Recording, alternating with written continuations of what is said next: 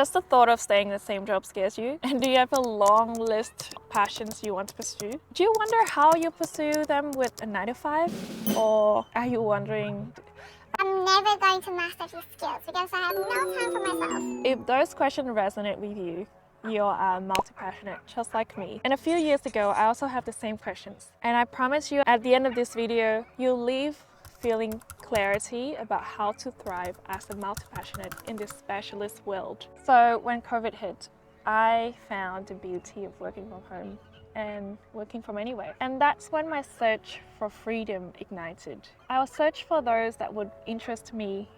And so I ended up with side hustle like Etsy, which promised me over $1,000 in monthly income. Well, before starting Etsy, I was often spending my time researching about new topics, learning new skills, buying courses. So I was learning things like investing, design, playing the ukulele, dancing, and even at one point I was learning about astrology. You can really say that I really enjoy learning new things. But something was different with Etsy. In the beginning, there was really good momentum. After buying a side hustle course on Etsy, I started diving into the content straight away. I was learning constantly after work. I spent hours researching products and making products. But the thing is, I didn't even enjoy making these products. And the process wasn't as creative as I hoped it would be. Eventually, I got my first sale and I was so excited for it. But when it comes to creating another product to create more sales, I was dreading it so much. That was really the moment when it hit me. Etsy wasn't a really good use of my time. The ROI was low, the creative process wasn't there. I just dreaded every moment, researching data and products that I didn't even enjoy. Even though I was so disappointed because I've spent so much on the course and wasted my time on it, I just couldn't keep going anymore. I realized that the grind that I was doing for Etsy would be no different from my full-time job because I wasn't enjoying what I do. And I couldn't imagine doing it for years. But I was confused because I enjoy learning new things. I loved designing products. I loved looking at data. So Etsy seemed like the perfect side hustle for me. So why did it work? Why did I dread it so much? And why did I give up? And looking back now, I've realized that in the search for freedom, I have accidentally changed myself into doing something I didn't enjoy. And it wasn't about the what and how to make money and to become a digital nomad. It was more the why, which was freedom and choice for me. It wasn't about working from anywhere, but it was about having a freedom and autonomy over my time. And funny enough, the wrong choice that I made actually taught me about what I should be doing versus doing what actually light me up. And not just that, it also taught me this one thing, that me not embracing my multi-passionate personality, because society tells us we need to be one thing, we need to be an expert, we need to know where we're going. Because everybody has a label. And if you don't have one, then you're lost. Why? Well, because being many things is confusing. This specialization narrative actually came from Adam Smith's specialization theory, where specialization is rooted in the economic system to increase our productivity. Our society will benefit more if communities will have local doctors, farmers, and other specialists rather than everyone trying to do everything. This doesn't really sit right with me because doesn't it mean then we just need to be employees, good workers and worker bees? And I spent years believing that we have to be one thing to be valuable. But you know what? I want to be like Daenerys Targaryen. Of House Targaryen, Queen of the Andals and the First Men, Khaleesi of the Great Grass Sea, Breaker of Chains and Mother of Dragons.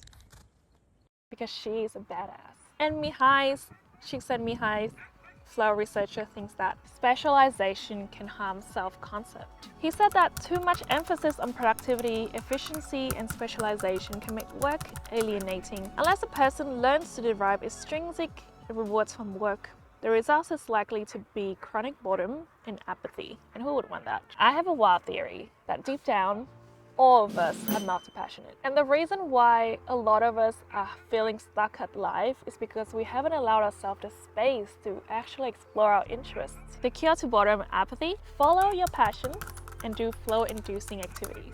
So when I joined the Linking and Thinking workshop by Nick Milo, he introduced a concept called tiny habits and tiny experiments. It adopts a mindset of not everything has to be something. It can be just your fun little experiments. And honestly, I loved it. I had to be okay with not specializing. And instead of forcing myself into this box of working from anywhere, I decided to follow my curiosity again. I moved to a new interest, sketchnoting. It encouraged me to use my visualization skill, led me to creating one of my first YouTube videos, and something interesting happened. I just keep creating things. Whether it's creating video, sketchnoting, or making original pieces, I just really enjoyed the process. I didn't care about the monetary rewards or if anyone is even watching or reading the silly things that I was creating. I had a deep sense of enjoyment, and research backed this up. Interest is the entry point to flow state because we're far more likely to voluntarily direct attention to things that sparks our curiosity. I love how the movie Soul demonstrated this flow state or the zone. It's a space between the physical and spiritual, where artists, musicians, and creatives go, and where you lose touch with time. Self-determination theory also said that I had the autonomy to pick my own tasks and my interests, so then my motivation remained high. I also felt that I was helping others by making my videos and doing sketchnoting. Interest is also the seeds of autonomy, so it is a virtuous cycle of interest, motivation, resilience, and thus compounding the power of deep learning. These days, with the integration of AI, specialists can really easily be replaced. Imagine a doctorate who can do your job 10 times better, who does not get sick after a long weekend, who don't forget anything, who has the latest research and news. And I think actually this will make us multi-passionate, much more valuable at the workplace. Because of our deep curiosity, we have such a unique range of experience that will allow us to curate experiences and products that will be appealing to the human race. Or maybe I'm just being an optimist. But multi-passionate like us can also fall into a trap. We can move from one interest to the next after we have reached a certain levels. And really there's nothing wrong with that, but we must allow ourselves the grace and to build on our strengths, and that is our established knowledge on what we have learned. Let me tell you about my holding problem: courses. I have spent thousands of dollars on courses, and I really don't think I can list them all. Dancing, sales, Etsy, investing, public speaking, you name it, I have it. Although I enjoy learning new things, at one point I was consuming it like I was watching Netflix. I wasn't really applying any of the knowledge I was learning from these courses. And these two things I did that remarkably changed this for me. So I wanted to make progress on my sketchnoting skills. So I had made a personal project to create a sketchnote video about a book that I was reading at the time.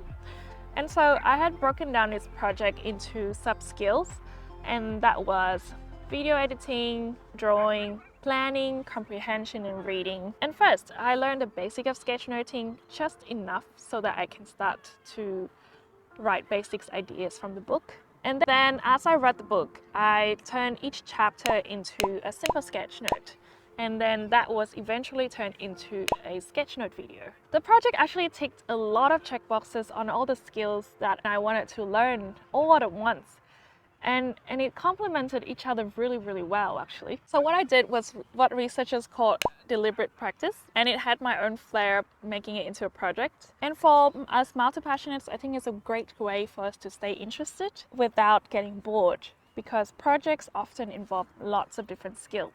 And we don't have to decide on just one skill to master. This also helps us to put our skills into creation mode, out of consumption hamster wheel. It's a way for us to feel reward after learning, because it gives the satisfaction of completion, and at the same time you're leveling up your interests. The second is reflection. I can't even count the number of times I've abandoned an interest and then move on to another project without thinking much about it.